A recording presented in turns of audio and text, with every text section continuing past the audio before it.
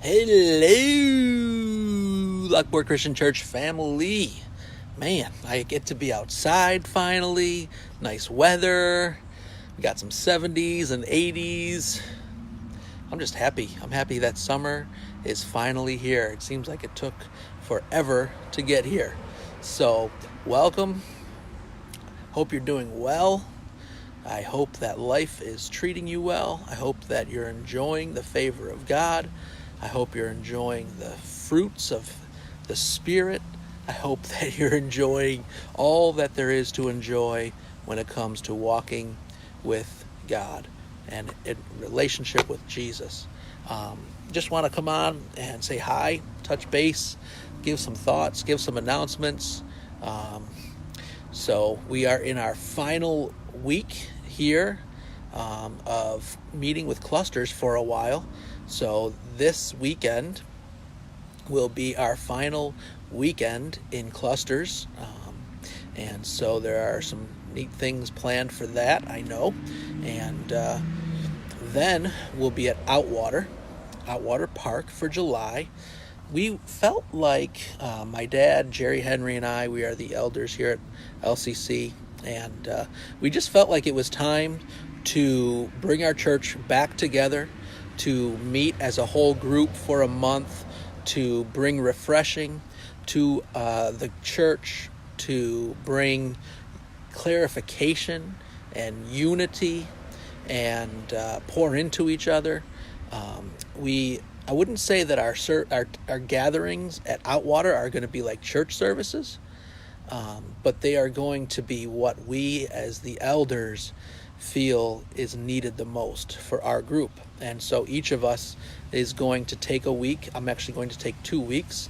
So I'll take the first 2 weeks, and then Pastor Kevin and Jerry will each take a week at the end of July and plan what they think our church needs. Could be a time of prayer, could be a time of worship, could be a time of ministry.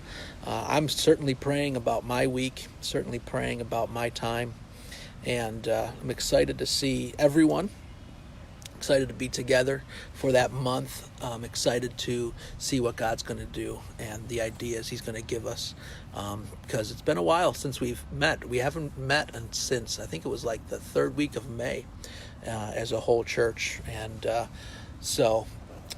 and at that service, we did announce a lot of changes. We won't be meeting. I'm here at the parsonage. We won't be meeting next door, that wonderful building over there.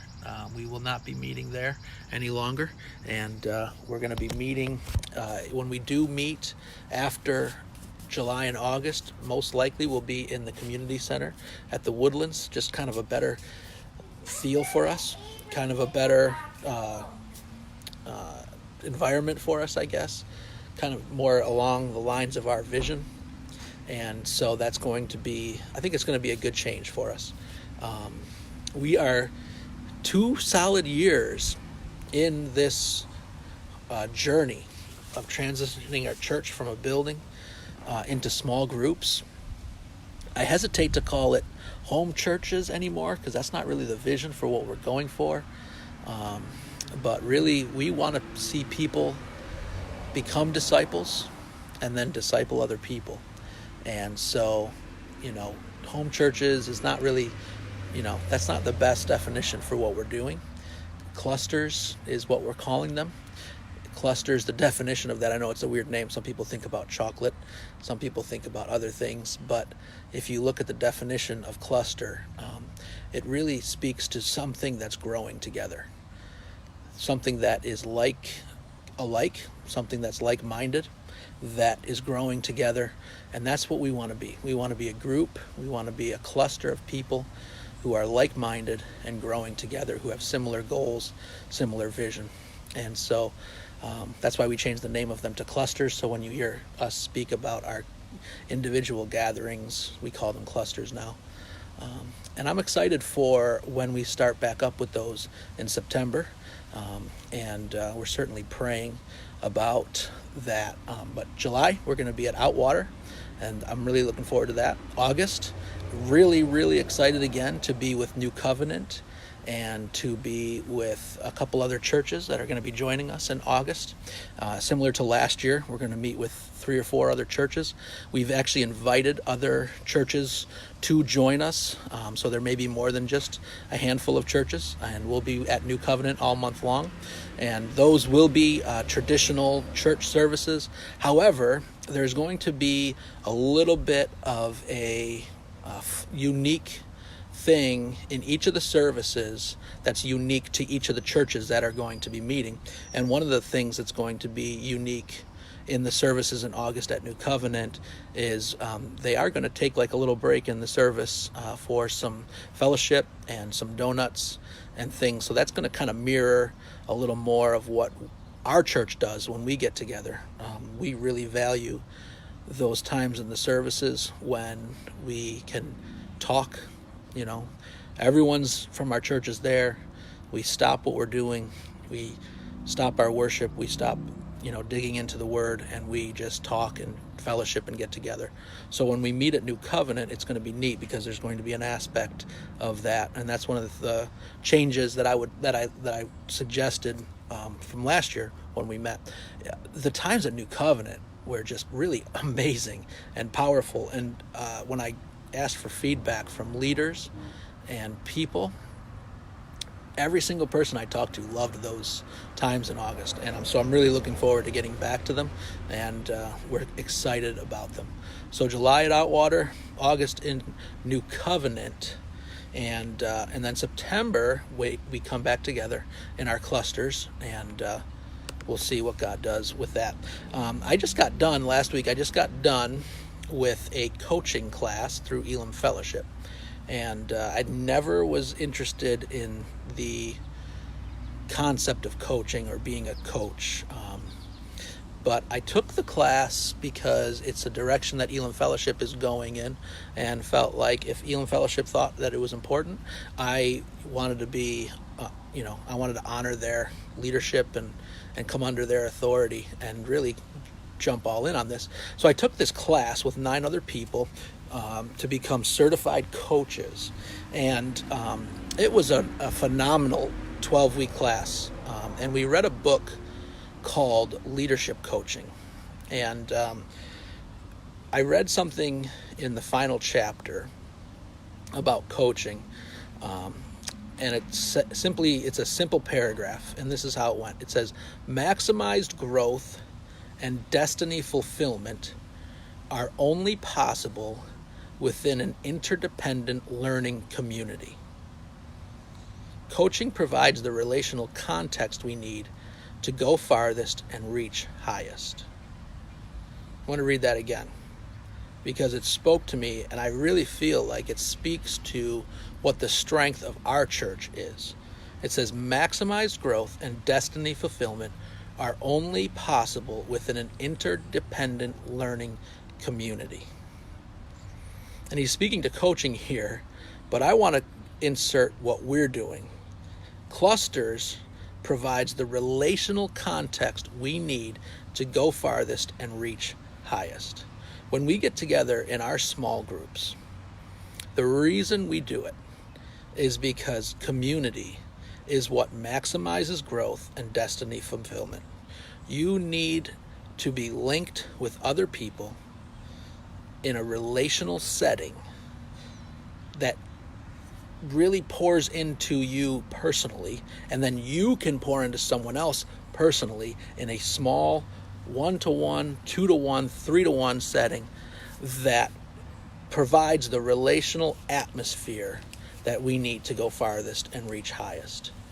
And we could meet as a whole church every single Sunday, and it would be phenomenal. It'd be good worship, good preaching. We'd learn a lot. But I think, in my opinion, that if you want to maximize your growth and your destiny, you really want to fulfill the destiny that God has for you, it takes an interdependent learning community. And so that's why we do what we do, and that part of that coaching book really spoke to that. So I want to challenge you to, when you are a part of these clusters, that you get the most out of them. Get the most out of the relational atmosphere that you are putting yourself in to reach your maximized fulfillment of your destiny and your maximized growth. And we want you to go the farthest and reach the highest that you possibly can. And so that's why we're doing what we're doing. And I felt like that paragraph really spoke to exactly my heart of where we're going. One thing that our model certainly does is it keeps us on our knees. It keeps us praying and keeps us close to God, always seeking Him for direction. Definitely in September, I sense some changes coming in our clusters. We know that Gene and Reva Wood are called to go to this new church in Buffalo, and that's going to be a good challenge for them, a good new thing for them. We are excited about sending them out to a new work that God has called them to, and so that's going to bring some changes to their cluster, and we are praying for direction in that and praying for the right leaders and the right situation for that cluster. We're going to need new hosts in September.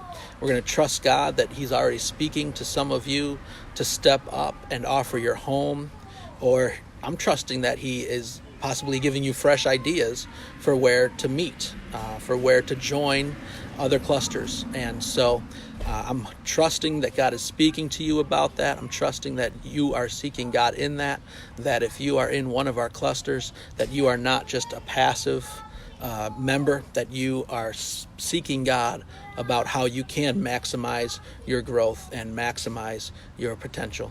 I was really encouraged to hear about the worship night that Amber had. It was a crazy night for our family because I ended up having to take my son to the emergency room. So last Monday night we had worship night and we had youth group. And so I was supposed to lead youth group, and Braden stepped up on that. But I heard that worship night was really powerful. I heard the worship night, God really moved in a powerful way. If you don't know about it, Amber had it right in our house, and Rick Bonner led the worship night, and God really showed up. Just so you know, that I've been meeting with 2 kids from our church who are kind of in that tween and teenage years of their life, and it's been a really cool time, couple months to do that. We're actually going through Luke like the rest of our groups are. Abram wanted to go through Luke, and we meet on Monday nights, and we've been doing that for a while. And then someone else shared with me a vision that they had of starting a men's group in their garage, a group that meets weekly for men to kind of go through life together, to journey life together. And I love to hear about these ideas. And one of my prayers in this, one of the things that I'm constantly praying, is that God gives you all fresh ideas and opens your eyes to new ideas on how to create a way for people to encounter God in a fresh way. And there's no limit to what God can do through you. And there's no limit to what He can do in your home, in your neighborhood. There's no limit to what He can do in the coffee shop around the corner from you, in Wegmans, in your break room at work. There's no limit to what He can do. And we want to help facilitate that. We want to send you out to create small groups of people who can encounter God in a fresh way, who can be discipled, and then create disciples. That's our goal. And so how can you create a cluster to meet someone's needs? That's the question I leave you with tonight. Don't wait for someone to rise up and host or lead or start something. Don't wait for someone else to start the idea that God gave you. Like if you're saying to yourself, man, we could really use a weekly, Bible study at a coffee shop, and I would love to see someone do that. Well, guess what? That someone is you. And so don't wait for God to raise someone else up. I want to see people step up, take a bold step of faith and start something on your own. That's the whole point of this. And we will give you the resources, we will give you the people, we will give you the way to do it, but you have to do it on your own. Maybe there's someone else in your church you could co-lead with or co-host with you, but we're looking for you to rise up. Nobody asked me to start a meeting with teens. I just did it because I saw the need. Nobody asked Amber to do a worship night, but she felt God moving her to do this. No one went to this gentleman who came to me about a men's group and said to him, hey, you really should do a men's group. No, he saw the need and he wants to do it. Here's the thing. God is a creator. He creates things, and he made you in his image. And I challenge you to co-create with him. Use your God-given creativity and the talent he gave you and the ideas that are in your brain from him for his glory, because we want to see new disciples become people who disciple. So step out in faith and take a risk, take a step of adventure, be a pioneer, try something new. It doesn't have to be every week. It could be once a month. It could be once a quarter. I don't know what it's going to be. But don't be scared to try something new. If you're just attending a cluster, don't be scared to try hosting. If you're just attending a cluster, don't be scared to come under a leader and ask for added responsibility. If you're just attending, don't be scared to ask for to step into leadership. This is the whole point of what we're doing. We want to see people become disciples who make disciples. That's the whole goal of this. We don't want anyone just participating. We don't want anyone just coming and sitting in a living room and having a nice time. We're not looking to make you comfortable. We're not looking to meet your needs. We're looking for you to meet someone else's needs and then teach them how to meet someone else's needs. We want you to become a disciple who makes disciples, and then that disciple will make a new disciple. I want second and third and fourth generation disciples in our church. I've discipled you in our church for a long time. Your leaders have discipled you for at least the last 10 months. In my opinion, that's long enough to become someone who can disciple someone else. And we've learned for the last 10 months about the best disciple maker. And so you don't have any excuse. Step out, find someone to disciple, become someone who makes disciples, become someone who creates something to reach out and reach people. This is our God-given calling. It's our challenge. It's the Great Commission. It's who we are. It's what we are. And we are stepping into that. So that's my challenge. That's the question I leave you with tonight. How can you create a cluster to meet someone's needs? I love you all. I am praying with you all. We are all in this together. I'm going to be seeing you very soon. If I don't see you this Sunday, we'll see you next Sunday at Outwater. I'm going to put the address in the comments. I hope to see you all there. We love you. We're praying for you. I hope you're praying for me and my family. We definitely need it. So it's the summertime. It's Amber's busy time, and it's just crazy in my house. I'm sure you've heard my kid talking to me in the background, whining and complaining. But I love being a dad. It's great. So, love you all. See you all soon. Praying for you. Bye.